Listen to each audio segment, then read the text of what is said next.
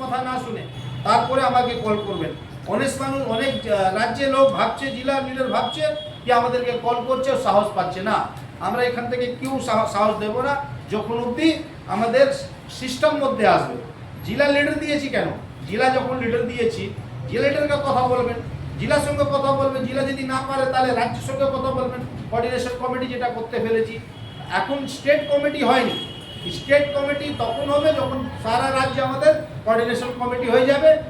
তারপরে একটা national coordination committee যেটা হয়েছে, যে আমাদের ভারতীয় ভাষা পরিষদ 12 ডিসেম্বর যেটা করেছিলাম, ওই ন্যাশনাল কমিটির মধ্যে আমাদের গোলাম মুর্তুজা সাহেবও আছেন, আমিও আছি, ইরফান বাবু আছেন, আলাদা স্টেট প্রীতম সেন, মুলতান শাহ, আর অনেক লোক আমাদের, মানে 13টা, আপনি জানেন 13টা লোক আমরা ন্যাশনাল কোঅর্ডিনেশন কমিটি করেছিলাম। তার ন্যাশনাল কমিটি হয়নি, ন্যাশনাল কোঅর্ডিনেশন কমিটি, মানে কনভেনর হয়েছি আমরা, আমিও কনভেনরের মধ্যে আছি। তো আমরা ওটা যখন ন্যাশনাল দিল্লি